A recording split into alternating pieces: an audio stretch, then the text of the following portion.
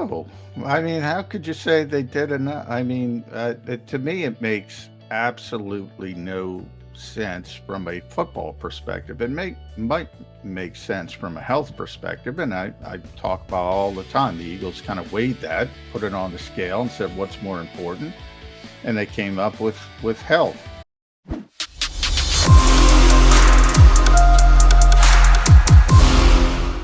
It is a football Friday here on Birds 365.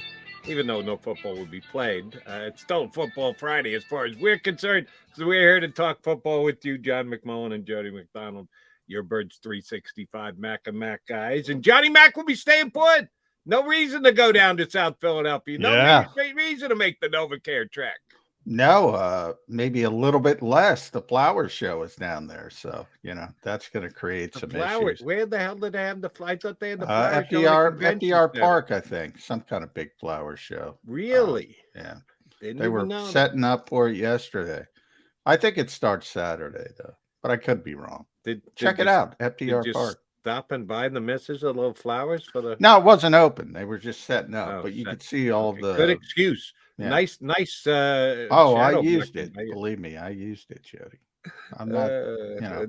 More yard work for Johnny Mac this weekend if he bought flowers. I'm told every day by the head coach the most important thing is decision making, processing. Actually, it's accuracy, but for this bit, I'll go with decision making, processing. You got to process quickly. You got to get your excuses. You got to have the excuse Rolodex. There you go. Ready to roll it out on call, and you did just that.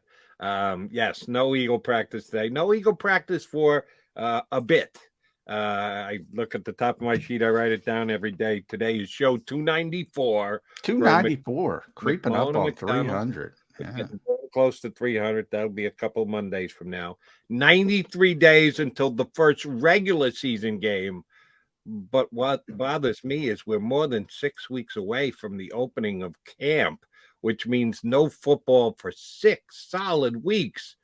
J-Mac, what the hell are you and I going to talk about for the next 6 weeks? USFL playoffs are coming to Canton in the Hall of Fame. Is the USFL still going? Yeah. Are they still playing? Yeah, they're still playing. Oh, shit. That actually, I'm going to tune into that for this reason. It is going to be at the Hall of Fame.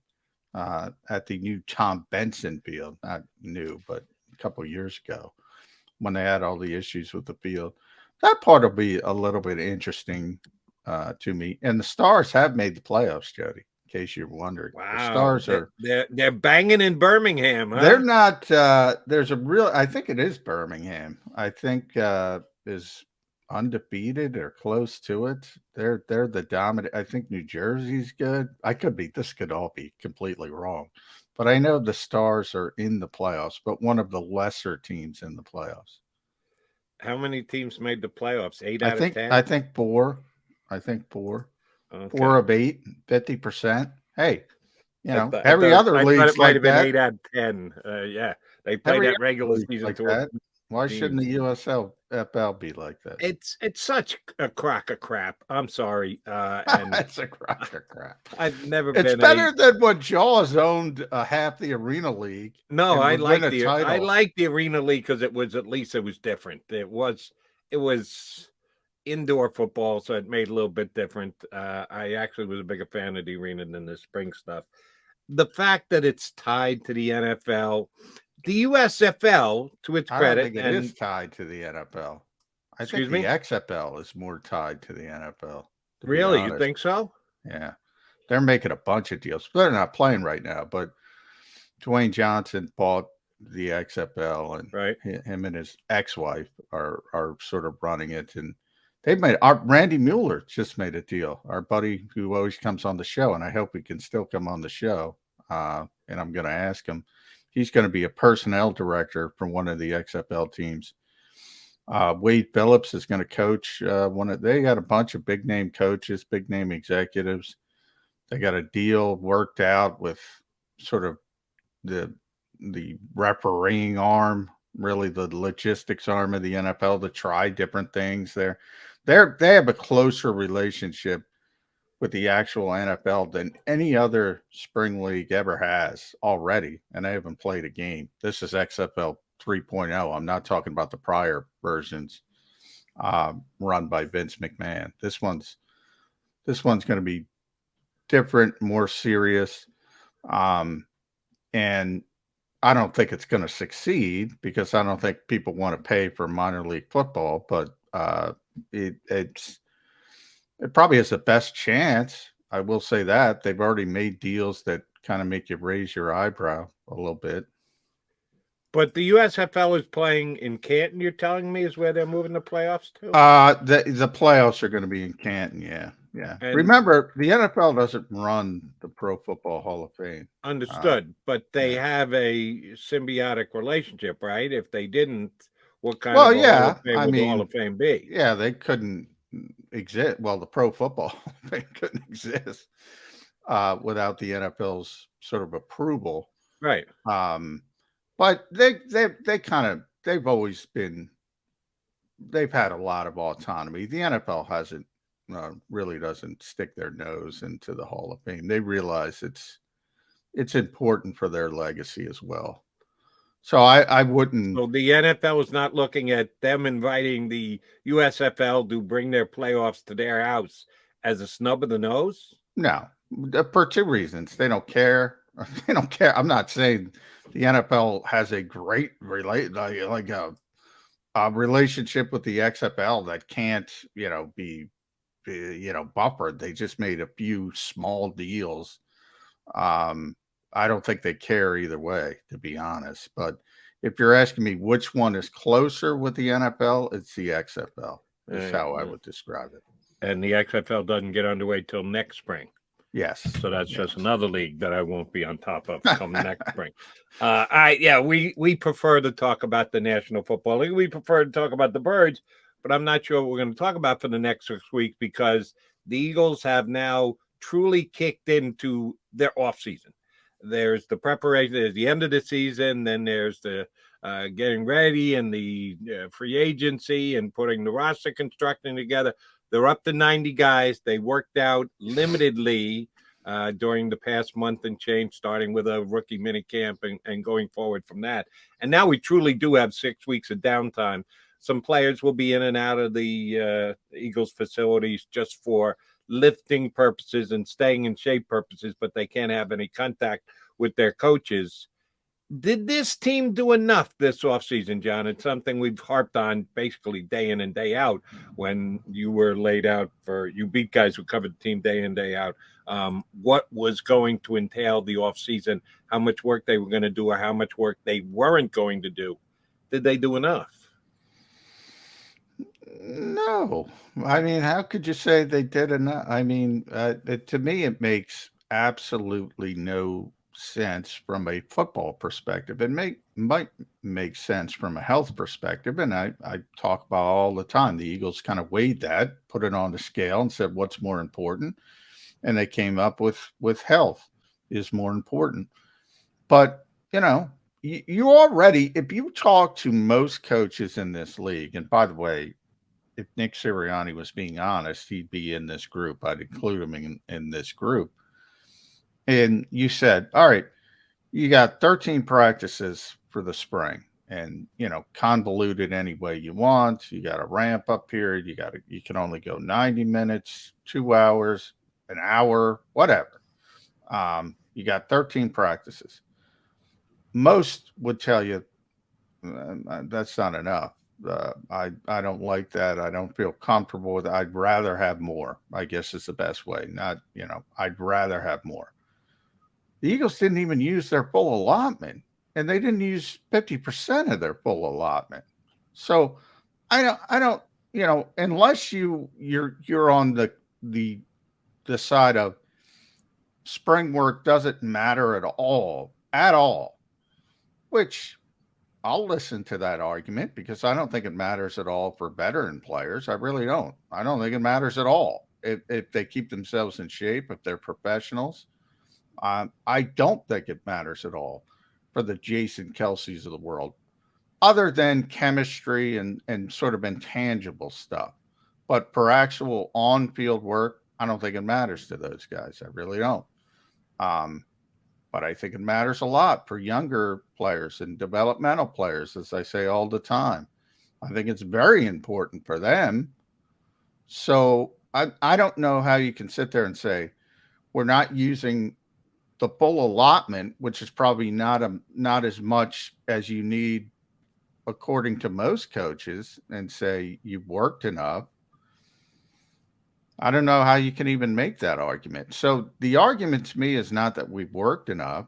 The argument to me is from the Eagles should be we've done this cost benefit analysis and we think this is more important, and that's it. But part of it's PR. They have to, they have to make people like Jody McDonald and John McMullen happy, and all the critics, and say, yeah, we're working, we're getting this done,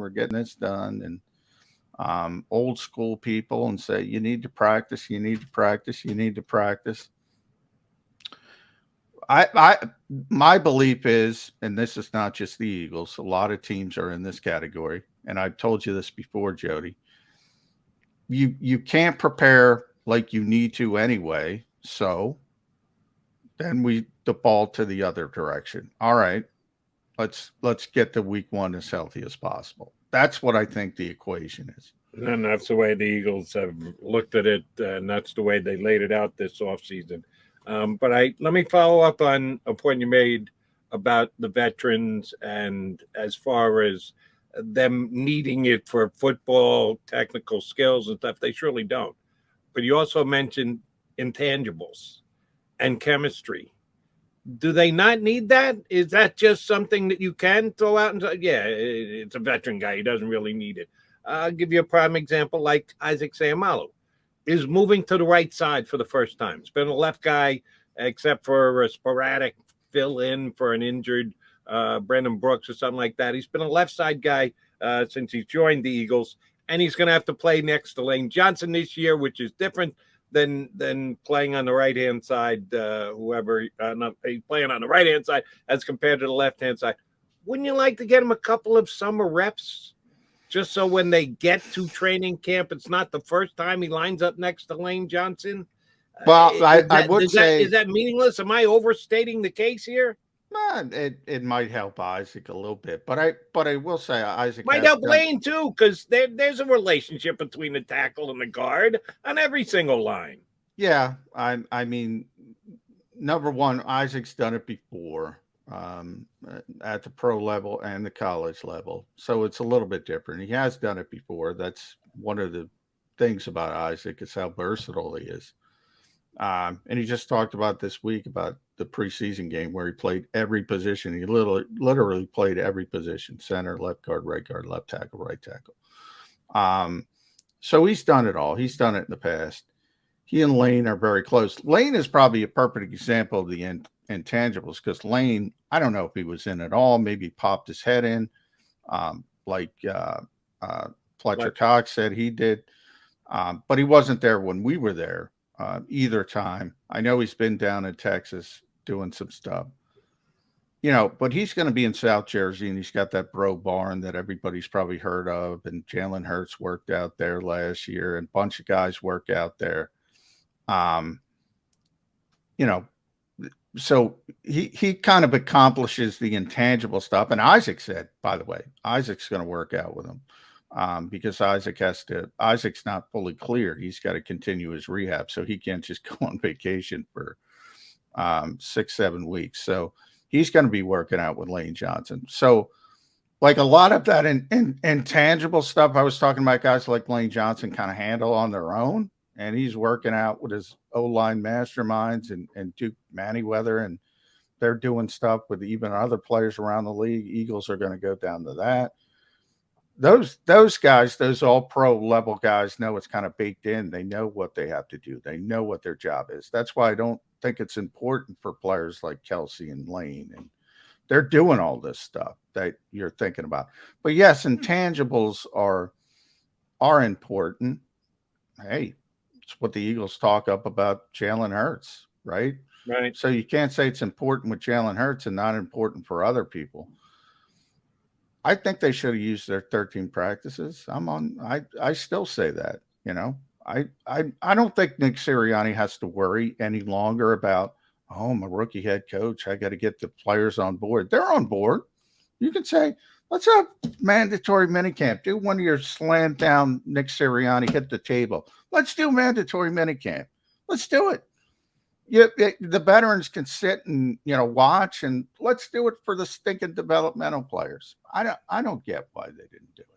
Neither do I, and we will certainly evaluate the Eagles and what kind of start they get off to, because unlike last year, where the first half of their schedule was the trickier half of their schedule, I think it's the exact opposite this year. I think the beginning of the schedule is very winnable with games they should come out with W's, and if they don't, get ready for it, Eagle fan. 6 months from now, Jody McDonald's going to be sitting here and going, I'm wondering if the very light preseason that the Eagles took part in had any effect on them not starting as fast as they could.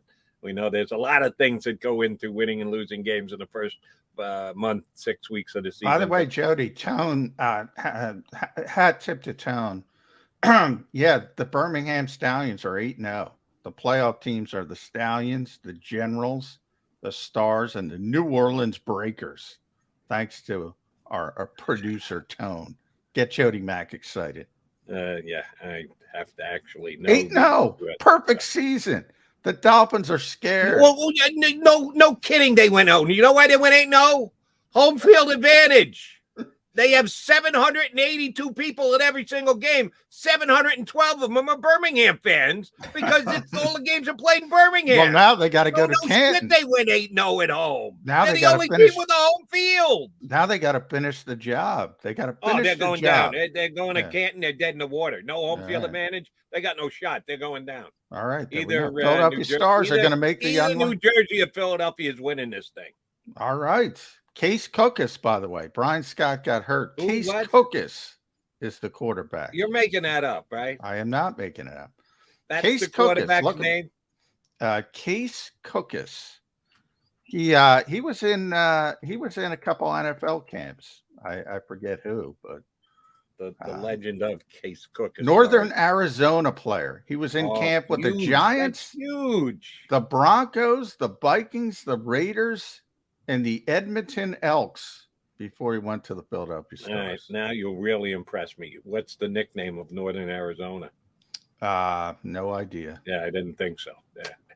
I don't even know if Case Cookus can remember the nickname because it sounds like he's bounced around. It's been a while since he was at Northern Arizona.